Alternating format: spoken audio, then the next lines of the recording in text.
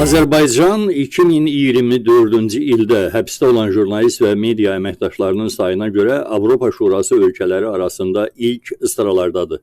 Avropa Şurası jurnalistlərin təhlükəsizliyi platformasının tərəfdaş təşkilatlarının martın 5-də yayımladığı illik Avropa Mətbuat Azadlığı hesabatında belə yazılır. Hesabata əsasən ötən il dekabrın 31-nə qədər Avropada 159 jurnalist həbsdə olub, onların 44-ü Belarusun, 30-u Azərbaycanın, 29-u Rusiyanın, 28-i Rusiyanın işğal etdiyi Ukrayna ərazilərindən olmaqla 27-si Türkiyənin və biri Gürcüstanın payına düşür. Gürcüstanda həbsdə olan jurnalist Azərbaycanın hüquq mühafizə orqanlarının istəyi üzrə saxlanılan Əfqan Sadıqovdur.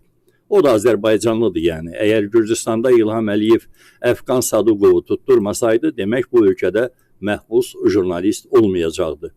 Amma mənim məqsədim sizə bir başqa faktı xatırlatmaqdır. Azərbaycan bir çox istiqamətlər üzrə yeni rekordlar qırmaqdadır. Bu rekordların daha birini də parlament kürsüsündən səsləndiriblər. Parlamentin İnsan Hüquqları Komitəsinin sədri Zahid Oruc bildirib ki, Azərbaycanda narkotik istifadəçilərinin sayı kəskin artıb. O, narkotik istifadəçilərinin sayı artıb demir, kəskin artıb deyir. Buna diqqət edin. Zahid Oruc bu barədə Milli Məclisdə Azərbaycan Respublikasının İnsan Hüquqları üzrə müvəkkilinin, yəni Ombudsmanın 2024-cü ildə ölkədə insan hüquqlarının qorunması haqqında illik məruzəsinin müzakirəsi zamanı danışıb.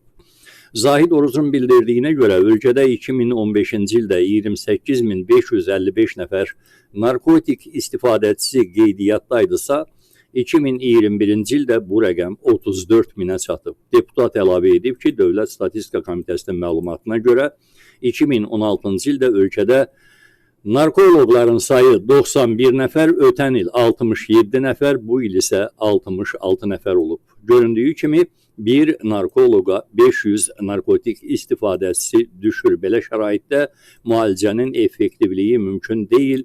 Kadrların hazırlanması sahəsində sistemli tədbirlərə ehtiyac duyulur. Nəzərə alsaq ki, məhkumların içərisində də narkotik tərkibli cinayətlər 30%-dən yuxarıdır. Onda mütəxəssis hazırlığının əhəmiyyəti hamımız üçün aydın olar deyə Zahid Oruc bildirib. Amma vurğulamaq istədiyim mətləb başqadır. Əlbəttə, narkoloqların sayı da önəmlidir. Sadəcə bir gerçək var ki, bu narkoloqlar, hətta yekə-yekə narkoloji mərkəzlər də müalicə ilə məşğul olmurlar deyə bilərik. Bir çox hallarda narkoloji mərkəzlərdə elə narkotika satırlar. Selin qarşısı bəndin içərisindən alınmaz. Bu mümkün deyil. Bərkitmə işləri dışarıdan olmalıdır. Azərbaycanda narkomanların sayı niyə artır? Ötəri Google-lasaz görəcəksiniz ki, hər il narkomaniyaya qarşı mübarizə tədbirləri adı ilə saysız hesabsız tədbirlər keçirilir. Mən tez-tez rast gəlirəm, polis zabitləri, rəislər qarışıq. Tez-tez hətta məktəblərə də, orta məktəblərə də gedir və orta məktəb uşaqlarına narkomaniyanın fəsadları barədə nələrsə danışırlar. Bunun nə qədər effektli olduğunu indi mübahisələndirmə fikrim yoxdur və yeri gəlmişkən hələ bu zamana qədər belə bir məlumata rast gəlməmişəm ki, narkotika ilə mübarizə aparan əmilər və dayılar ali məktəb tələbələri qarşısında belə mistiyalarla zühur etsinlər. Narkomaniyanın yayılma intensivliyinə görə həmin areal daha münbitdir, nəinki orta məktəblər. Amma bütün hallarda Azərbaycanda narkotik maddələrin satışı ilə kimlər məşğul olur? Bunu öyrənən, araşdıran rəsmi və ya ictimai mərkəzlər varmı? Polis bunu öyrənməz, çünki polis prosesin tərkib hissəsidir. Bu yaxınlarda polisə ictimai dəstək briqadalarının da adlarını dəyişib mülki drojina yoxsa buna bənzər nəsə bir ad qoydular və belə başa düşürəm ki, Azərbaycanda polis işçilərinin sayı qədər də drojinaçılar var, bir o qədər, amma ən azı bir o qədər polis agenturası da var. Yəni 10 milyonluq Azərbaycanda əgər 100 min nəfər polis işçisi varsa, güman edirəm ki, rəqəm ilə təqribən bu qədər olar. Polis agenturası və drojinaçıların ümumi sayı da bundan 2 dəfə artıq olar. Başqa güc strukturlarının da bu proporsiyada sayıları var. Ümumi götürsək Azərbaycanda hüquq mühafizə orqanlarında işləyən və bu orqanlara operativ məlumatlar verən Azərbaycanlıların sayı 500 min nəfərdən 1 milyon nəfərə qədərdir. Mən Rəqəmlərdə səhv edə bilərəm. 50 min nəfər o yan bu yan ola bilər. 1 milyon olmasın, olsun 7-800 min. Bu qədər adamla Azərbaycanda narkotika istifadəçilərinin, ümumiyyətlə ölkə daxili narkoticarətin bütün xəritəsini ən xırda detallarına qədər tərtib etmək olar. Azərbaycan avtoritar ölkədir və cəmiyyətin nəbzinə aid olan bütün tendensiyalar, bütün faktlar bir yumağa toplanmış kimi olmasa rejim bir aya çökər. Yəni bunların əlində bütün statistika var, bütün göstəricilər var.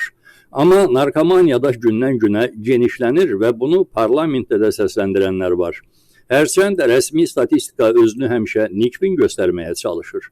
Zahid Orucun da Azərbaycanda 28 min narkoman vardı, indi 34 min nəfərə çatıb kimi açıqlaması həmin saxta nikbinliyin ifadəsidir.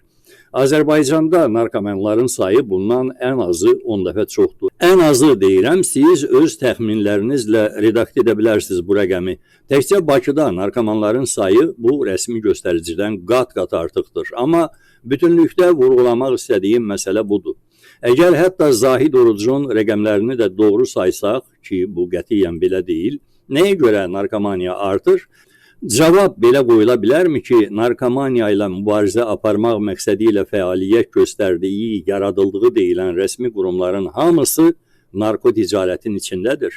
Lap əvvəldə həbs edilən jurnalistlərin statistikasında xüsusi olaraq bu cür qaranlıq mənzərənin səbəblərindən biri kimi xatırlatdım. Ölkənin işıqlarını söndürməklə orada istənilən cinayətləri daha rahat təşkil etmək olur. Sizcə belə deyil?